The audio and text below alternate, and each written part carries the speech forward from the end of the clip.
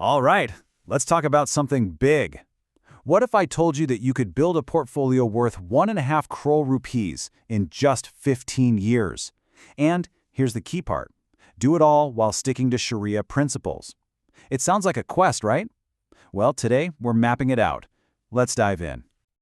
So, that's the big question, isn't it? A goal that ambitious, on a timeline that's, well, pretty tight, and all within Sharia guidelines? Is that even realistic? In this explainer, we're going to find out. We're digging into the numbers, the tools you'll need, and the actual strategies from our source material. Just look at that number for a second. 1 crore 50 lakh rupees. That is a life-changing amount of money for most of us. Now, the challenge? Hitting that number in just a decade and a half. Yeah, the ambition is sky high, but you know what? The potential reward is even higher. All right, so here's our game plan for today. We'll start with the quest itself, then get real about the numbers. After that, we'll open up your Shariah-Compliant toolkit, look at 3 different paths you can take, and wrap it all up with the winning strategy and the discipline it's going to take.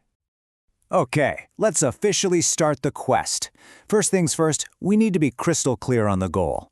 1.5 crore rupees. The deadline? 15 years. From this point forward, every single decision is about hitting that target. Now, our source material is really upfront about this. A 15-year timeline is aggressive. This isn't something you can just casually save for. It demands 2 things, and they're both critical. First, a really high disciplined savings rate. And second, a strategy that's heavy on equities. Since we can't use interest-based stuff, equities become the main engine for that high-octane growth we need to even have a shot at this.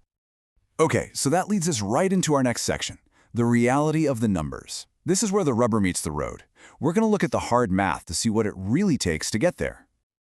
Okay, take a look at this table. This thing is super important because it shows you just how powerful your rate of return is. See that top line? If your investments only grow at 10% a year, you'd need to put away a massive 40 to 45,000 rupees every single month. That's a lot. But now look what happens if you can bump that return up to 15%. Suddenly, the monthly investment gets cut in half, down to around 20,000. This is the whole point. A higher return doesn't just help a little, it completely changes the game. So, if getting those higher returns is the key, what tools do we actually have in our Sharia-compliant toolkit? Let's unpack the building blocks you'll be using to construct your portfolio.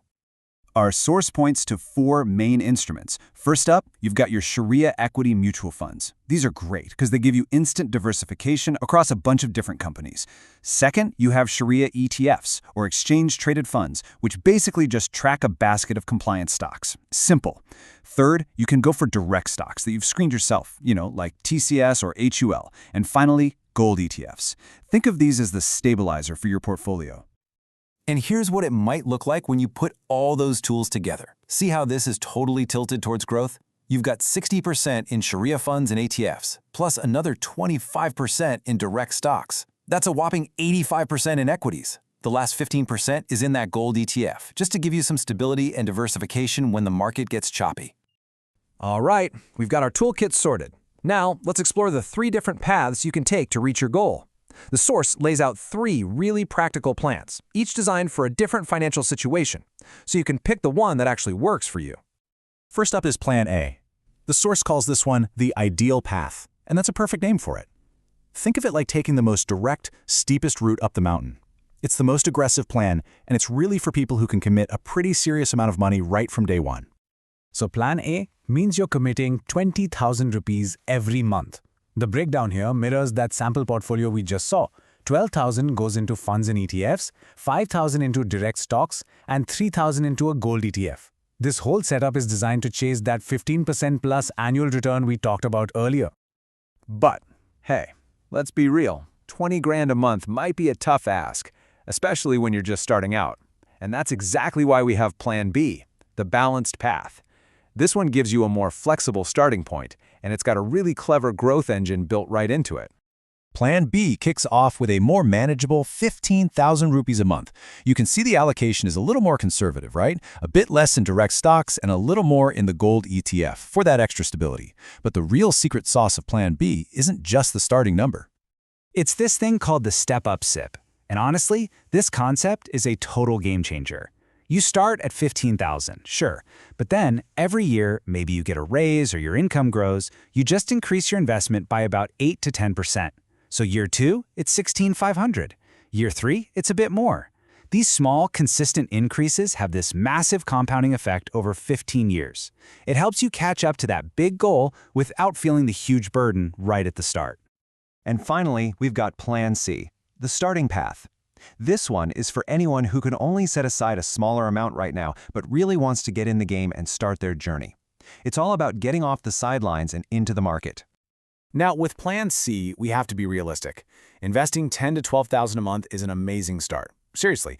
But as our source material shows, over 15 years, you're probably looking at a final corpus of around 50 to 80 lakh rupees, not the full 1.5 crore. So to hit that big goal with this plan, you'd either need to invest for a longer time or be ready for some big increases in your investment down the road. Okay, this brings us to our final and maybe most important section, the winning strategy and discipline. We've seen the paths. Now let's talk about what it takes to actually stick to the journey and see it through to the end. The source gives us 5 rules that are basically non-negotiable for this quest. Rule number 1, use only certified Sharia-compliant stuff, no exceptions. 2, avoid all conventional interest-based instruments like FDs. 3, keep that 10 to 20% in gold ETFs as a hedge, a safety net. 4, rebalance your portfolio every year to make sure you're not drifting off course. And finally, the big one, rule number 5, stay disciplined and consistent with your SIPs, no matter what. So, after all that, what's the final verdict from our source? What's the best approach? Well, it's a really powerful and realistic recommendation. For most people starting out, the best way to go is to start near Plan B. Begin with an amount you can manage, commit to that annual step-up we talked about, and then, as your income grows over the years, aim to gradually increase your investments until you're at Plan A levels. And that's it. The map has been laid out, you've got the tools, and the numbers are clear. This quest for 1.5 crore rupees, yeah, it's a challenge for sure, but it's absolutely achievable. So really the only question left to ask is, which path are you going to choose?